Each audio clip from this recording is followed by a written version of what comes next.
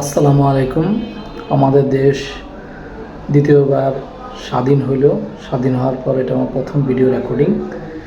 তো এই স্বাধীনতা অর্জন করতে আমাদের আজকে 15 বছর ধরে আমরা বিভিন্ন মানুষ বিভিন্নভাবে ব্যক্তিগতভাবে এই সরকার দ্বারা আমরা বিভিন্নভাবে অত্যাচারিত হয়েছি। সেটা আমাদের দৈনন্দিন জীবনে যে জিনিসগুলি লাগে সেখানে বা সরকার কোনো জায়গায় কোথাও কাজ করাতে গেলে সেগুলি আমরা ফিল করছি। যা হোক, আমরা এই দ্বিতীয়বার যে স্বাধীনতা অর্জন করছি এই জন্য আল্লাহর কাছে শুকর আলহামদুলিল্লাহ।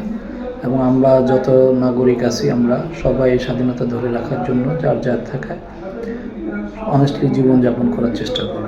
হ্যালো, আসসালামু আলাইকুম। আশা করি আমরা সবাই ভালো আছি। এখন একটা কেস বলতেছি। কেসটা হলো ফোড়ার কেস। পেশেন্টের মা আমাকে আয়সা বলে পেশেন্টের নাতির একটা ফোড়া ভালো করছিলাম, তার মা আসছে তার মেয়ের ফোড়ার ওষুধের জন্য।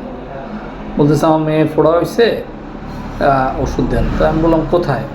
এই তো কাপড় দিয়ে ঝাঁকে যে জায়গাগুলিতে ওই জায়গায়। তো আমি আচ্ছা ঠিক আছে। তো ওষুধ দিয়ে দিলাম। ওষুধ খাওয়ার পর 3টা ডোজ বেলেডোনা দিলাম। বেলেডোনা 200 3টা ডোজ খেতে বললাম। খাওয়ার পরে কোনো ব্যথা নাকি আরও বেড়ে গেছে। তো ওই সময় আমার আবার ভাই মারা গেছে। তো আমি ঢাকার বাইরে থেকে এসে আরেক পেশেন্ট, ইমার্জেন্সি পেশেন্ট দেখা নিয়ে ব্যস্ত। ওর মধ্যে পেশেন্ট আমাকে ফোন করে বলতেছে আমার ব্যথা তো কমে না, আরও ভয়ানক বেড়ে গেছে। আমি কেন ভয়ানক বেড়ে গেছে? আপনি তো বুঝতেছেন না ফোড়া কোথাও উঠছে। আমি কোথাও উঠছে? তো মেয়ে বলে না, মেয়ের মা বলে যে যৌন অঙ্গের মধ্যে উঠছে, জড়ায় মুখের মধ্যে উঠছে। তো আমি বললাম জড়ায় মুখের মধ্যে তো ব্যথা হলে তাকে আমি বলছিলাম শেক দেওয়ার জন্য। বলছে যে না, শেক দেওয়ার জন্য, তকমা দেওয়ার জন্য বা ডাইল বেটা দেওয়ার জন্য। সে আমাকে বললো যে এগুলি দেওয়ার মতো। আসলে তো জড়ায় মুখে এগুলি দেওয়া সম্ভব না। এবং আমাকে ফোন করলো, বলতেছে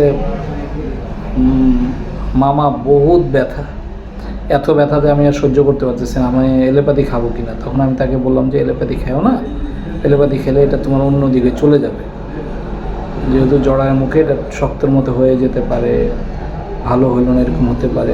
তখন পেশেন্ট বলে ভয়ানক ব্যথা, সহ্য করতে পারতেছে না, এলোপ্যাথি খেতে চায়। তো সে আমাকে বলা, আমি না করার পরও সে এলোপ্যাথি মেডিসিন দোকান যায়।